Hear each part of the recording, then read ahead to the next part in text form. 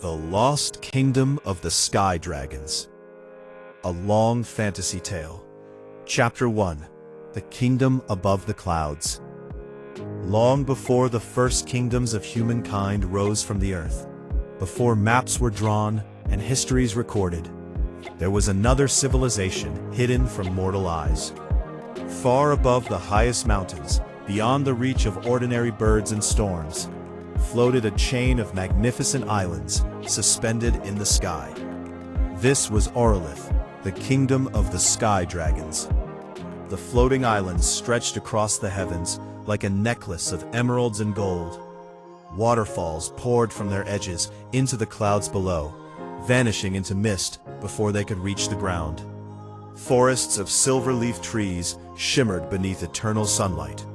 Rivers glowed with pale blue magic, winding between crystal cities built by dragons over thousands of years. At the center of the kingdom stood the greatest wonder ever created, the celestial citadel.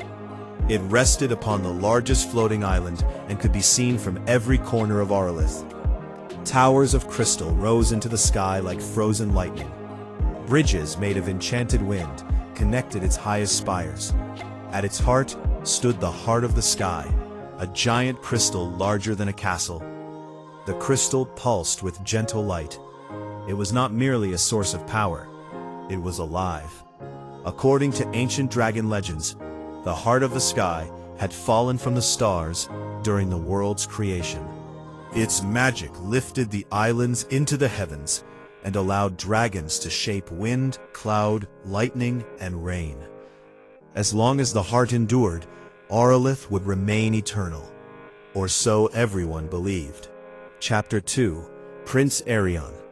Among the dragons who lived in Aurelith was a young dragon prince named Arion. Unlike most dragons, Arion was endlessly curious. His scales shone silver blue, like moonlight on water. His wings were broad and powerful, yet he cared little for tournaments or military glory. Instead, he loved exploring forgotten ruins and reading ancient scrolls. His father, King Zephyron, often worried about him. "You spend too much time with books," the king would say. "And you spend too much time fighting imaginary enemies," Arion would reply with a grin. The king would laugh. Despite their differences, they loved each other deeply. Arion's closest friend was Lyra, a young dragon scholar whose emerald scales sparkled in sunlight. Together, they searched the kingdom's ancient libraries, uncovering stories lost to time. One day, while exploring a forgotten vault beneath the celestial citadel, they discovered something strange. A sealed chamber. The door was covered in warning symbols. No one had opened it for thousands of years. Inside lay a single stone tablet. Upon it was carved a terrifying image, a gigantic serpent wrapped around the stars. Below the image were ancient words. "When the shadow beyond heaven awakens, the kingdom of the sky shall fall." Arion felt a chill. Even Lyra, who rarely feared anything, stepped backward. "Why would this be hidden?" she whispered. Neither of them knew, but they were about to find out. Chapter 3. The Dark Comet. Months later, astronomers noticed something unusual. A new star had appeared in the northern sky. At first it seemed harmless, but night after night it grew brighter, larger, closer. Eventually everyone could see it. It was not a star, it was a comet. A black comet. Its tail stretched across half the sky, glowing with purple fire. Fear spread throughout Aurelith. Ancient scholars searched through records. Many discovered references to the same prophecy Arion had found. The shadow beyond heaven. The star serpent. The devourer of worlds. The names varied. The warning remained the same. King Zephyron ordered the kingdom's defenses strengthened. Dragon armies trained day and night.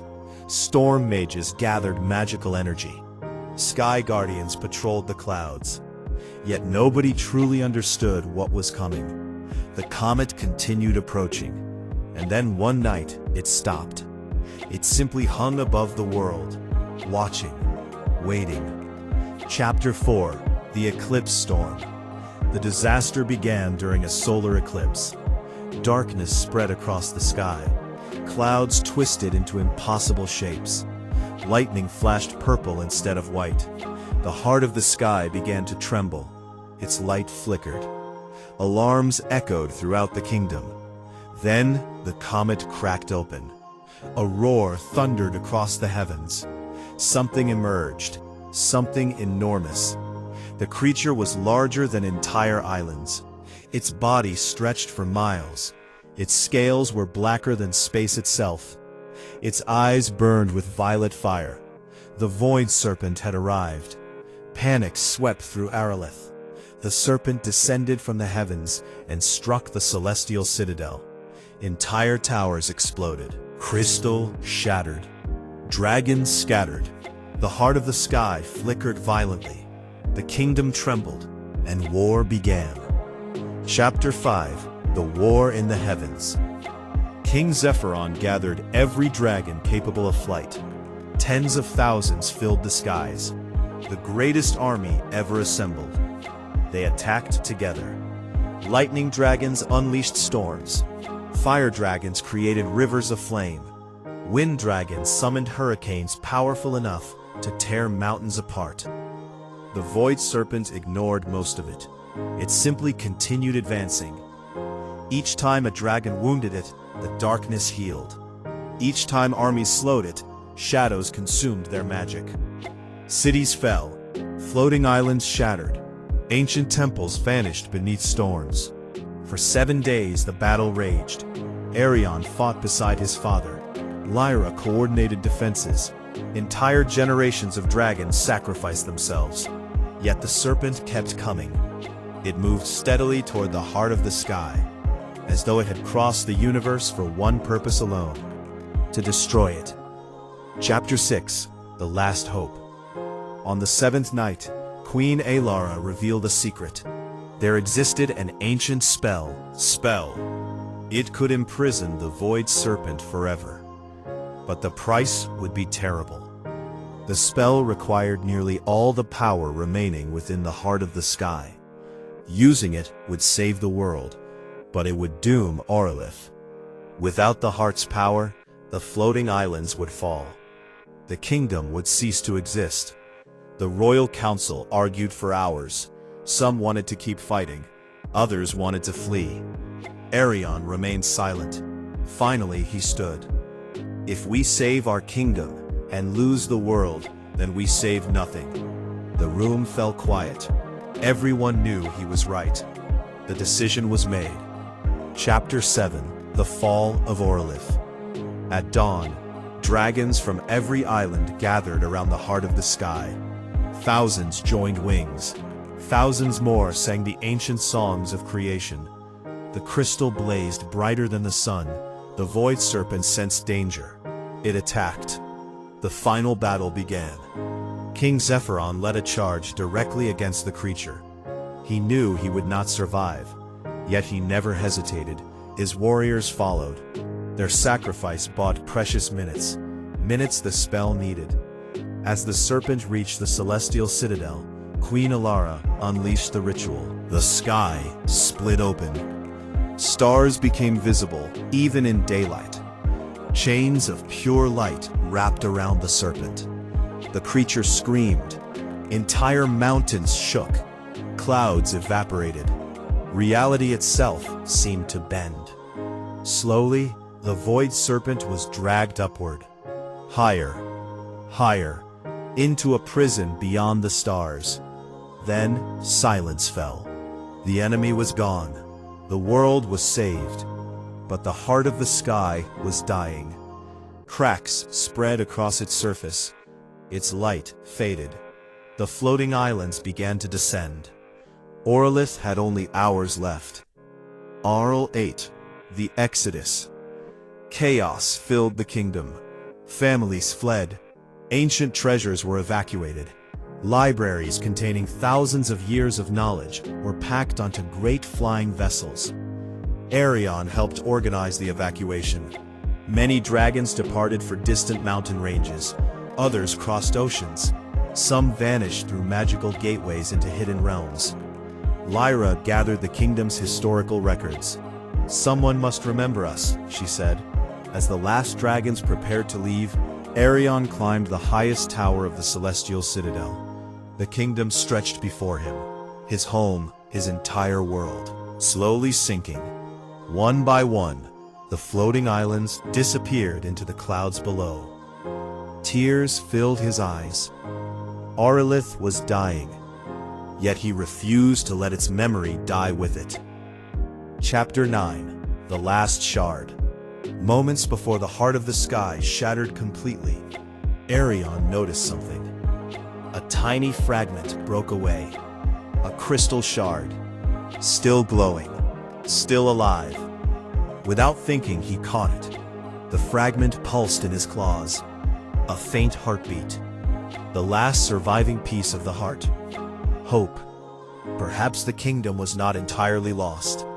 Perhaps one day it could return. Arion carried the shard away as the celestial citadel collapsed behind him. The greatest civilization in history vanished into the clouds. The age of sky dragons ended. Chapter 10. The Forgotten Ages. Thousands of years passed. Humans built kingdoms. Empires rose and fell. History transformed the world. The sky dragons became legends, stories told around campfires. Most people believed they had never existed. Yet hidden among remote mountains, secret valleys, and forgotten islands, descendants of the sky dragons survived. Guarded ancient knowledge, protected the final shard, and watched the stars. Because a prophecy remained unfinished. The prophecy spoke not only of the kingdom's fall, it also spoke of its return. Chapter 11. The Return of the Heavens. 10,000 years after the fall of Aurelith, a young dragon named Kale discovered the shard. Its light had grown stronger. Night after night, it pulsed brighter, calling to something. Then one evening, the stars aligned exactly as they had during the kingdom's destruction.